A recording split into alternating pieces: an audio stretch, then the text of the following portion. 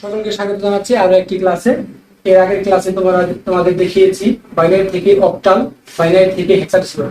এর পরবর্তীতে আরেকটা ক্লাসে দেখানো হয়েছে হেক্সাডেসিমাল থেকে কিভাবে বাইনারিতে নেওয়া যায় এবং অক্টাল থেকে কিভাবে বাইনারিতে নেওয়া যায়। আজকে দেখাবো হেক্সাডেসিমাল থেকে কিভাবে অক্টাল নিতে পারি এবং অক্টাল থেকে কিভাবে আমি হেক্সাডেসিমাল নিতে পারি। অক্টাল থেকে হেক্সা, হেক্সা থেকে যদি অক্টাল নিতে যাই তাহলে আমাকে কি করতে হবে? এই বাইনারি হেল্প নিতে হবে। সরাসরি আমরা হেক্সা থেকে অক্টাল আসতে পারবো না। হেক্সাকে প্রথমে বাইনারিতে রূপান্তর করতে হবে, সেই বাইনারি থেকে আমরা অক্টালে নিতে পারবো। কারণ এর আগে আমরা দেখিয়েছি বাইনারি থেকে কিভাবে অক্টাল সহজে করা যায়, অক্টাল থেকে কিভাবে বাইনারিতে করা যায়। সেই একই ফর্মুলাই করবো আমরা, কিন্তু এখানে দুটো স্টেপ মানতে হবে। সেটা কি? হেক্সা থেকে আগে বাইনারিতে কনভার্ট করতে হবে, সেই বাইনারি থেকে আবার আমরা অক্টালে রূপান্তর করবো। হেক্সার জন্য 4 ডিজিট, তার পরবর্তীতে যে বাইনারি সংখ্যাটা আমরা পাবো সেই বাইনারি সংখ্যাটাকে আবার আমরা 3 ডিজিট করে অক্টালে রূপান্তর করবো। চলো একটা অঙ্ক দেখি, তাহলে তোমরা সহজেই বুঝতে পারবে। এখানে আমাকে কি হিসেবে নিতে বলছে? অক্টালে নিতে বলছে। হেক্সাডেসিমাল থেকে অক্টালে নিতে বলছি, তাহলে আমাকে কি করতে হবে? হেক্সাডেসিমালকে প্রথমে বাইনারিতে কনভার্ট করতে হবে। বাইনারির জন্য আমরা কি শিখেছি? 4 ডিজিট করে। তাহলে 7 সমান আমরা লিখতে পারি 5 সমান আমরা কি লিখতে পারি 8 সমান আমরা কি লিখতে পারি 0.5 সমান আমরা কি লিখতে পারি 9 সমান। তাহলে দেখো হেক্সা 1 2 4 8 7 হচ্ছে 1 1 1 বাকি 0 0 1 1 1, তারপর আছে 5 5 4 আর 1 বাকি 0, তাহলে হচ্ছে 0 1 0 1। এখানে 10 10 8 আর 2 1 1 বাকি 0 1 0 1 0, তারপর আছে 5 5 কত হয়? 5 আমরা বের করেছি 4 আর 1, তাহলে 0 1 0 1 9 9 হচ্ছে 9 8 এবং 1 এর যোগফল 1 0 1। এই 4 ডিজিট করে আমরা কি পেলাম? সেটা হচ্ছে বাইনারি। এই সংখ্যাটাকে আমরা বাইনারি পেলাম। এই বাইনারি সংখ্যাটা থেকে আমরা কি করব? এখন অক্টালে রূপান্তর করব। বাইনারিকে আমরা একটু সাজিয়ে নেই। এই বাইনারি সংখ্যাটা পেলাম 0 1 1 1 0 1 0 1 1 0 1 0 দশমিক 0 1 0 1 1 0 0 1। এটা আমার কি ছিল? একটা বাইনারি। হেক্সাডেসিমাল থেকে বাইনারি। এখন এই বাইনারি থেকে আমরা যদি অক্টাল নিতে যাই তাহলে আমরা কি মেনটেন করতে হবে?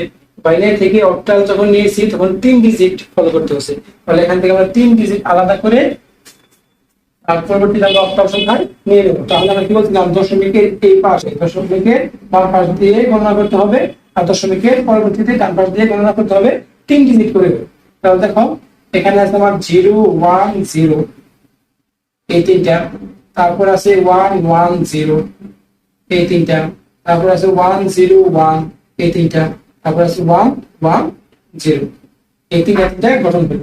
তারপরে এই পরবর্তীতে আছে 0 1 0 1 1 0, তাহলে এই যে 3টা, এই 3টা বাকি আছে আমার 0 এবং 1। তাহলে একটা 0 দিয়ে 3 ঘর ফিল আপ করতে হবে, 0 দিয়ে 3 ঘর ফিল আপ করতে হবে। এখন দেখো এই ডিজিট সংখ্যাগুলো আমার কি আসে? অক্টালে। ঠিক আছে, তাহলে আমি অক্টালের জন্য আমরা কি মেইনটেইন করি? 1 2 4। তাহলে বসাও 0 1 1 0 1 1। কোন সংখ্যা নিচে 1 1 আছে? 2 এবং 1, 2 এবং 1 এর যোগফল কত? 3, তাহলে 3। তারপর আছে 1 0 1 4 1 এ 5, তাহলে এর মান 5। তারপরে আছে আমার 0 1 1, তার মান কত? 3। তারপর আছে 0 1 0, তার মান কত? 2, এই হলো 2। তারপরে আছে 0 1 0, তার মানও 2। তারপর আছে 1 1 0, তাহলে 4 আর 2 যোগ করলে হয় 6। তারপরে আছে কত? 0 1 0 অর্থাৎ 2। তাহলে আমরা লিখতে পারি সম্পূর্ণ আমরা মেইন সংখ্যাটা ছিল কত? 7 5 8 .59। এটা ছিল আমার হেক্সাডেসিমাল সংখ্যা। এখান থেকে আমরা অক্টালে লিখতে গেলে 3.32.262 অক্টাল সংখ্যা। তাহলে আমাকে দুটো স্টেপ মানতে হবে। হেক্সাডেসিমালকে প্রথমে আমরা বাইনারিতে রূপান্তর করলাম, সেই বাইনারি থেকে আমরা আবার অক্টালে রূপান্তর করব। তাহলে কি হেক্সাডেসিমাল থেকে অক্টালে নেওয়ার জন্য বাইনারি হেল্প নিতে হয়েছে।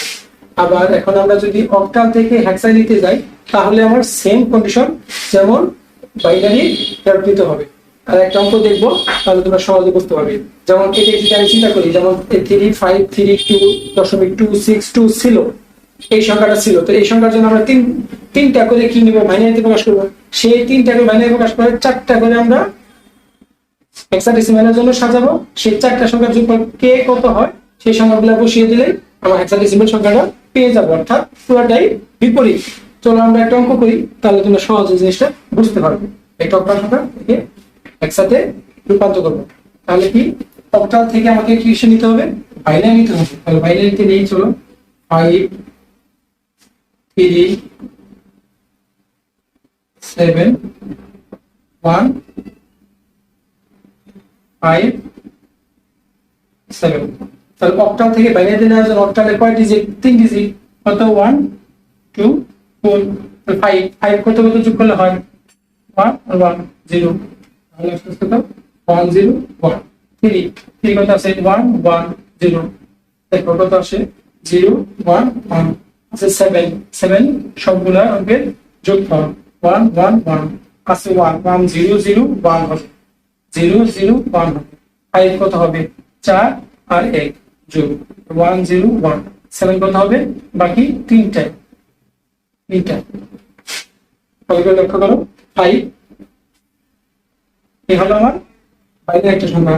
আসলে বাইনারি সংখ্যাটা লিখে ফেলি 1 0 1 0 1 1 1 1 1 দশমিক 0 0 1 1 0 1 1 1 1।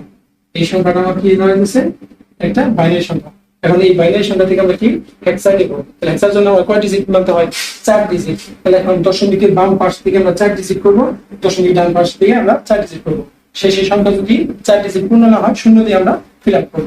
তাহলে আসলে কি প্রথম 4টা 1 1 আছে 1 1 1 1, তারপরে আছে 1 0 1 0, তারপর আছে শুধু 1, আমরা শূন্য দিয়ে ফিল আপ করলাম দশমিক। তারপরে আছে 0 0 1 1, এই 4 ডিজিট। তারপর আছে 0 1 1 1, এই 4 ডিজিট আছে শুধু 1, শূন্য দিয়ে ফিল আপ করে দিলাম। তাহলে এখন আসলে এই মান কত পাই, এই মান সমান আমরা 1 পাই। যদি আমরা 4 ডিজিটে বসিয়ে দেই তাহলে দেখো 1 2 4 8, যেমন 0 0 1, তো কোথায় বসাতে 0 0 0 1 1 এর নিচে, তাহলে 1। তারপরে আপনি কত 0 1 0 1, 4 এবং 1 মানে 5, এই সংখ্যার মান আসছে এটা 5। তারপরে আছে আমার কত 1 1 1 1, চারটা অঙ্কের মধ্যে রয়েছে, চারটা অঙ্কের যোগফল কত 8 4 12 12 14 15 15 15 বলতে আমরা এখানে কি বুঝি, একটা ডিসিমালের ক্ষেত্রে 15 বলতে বুঝি আমরা f।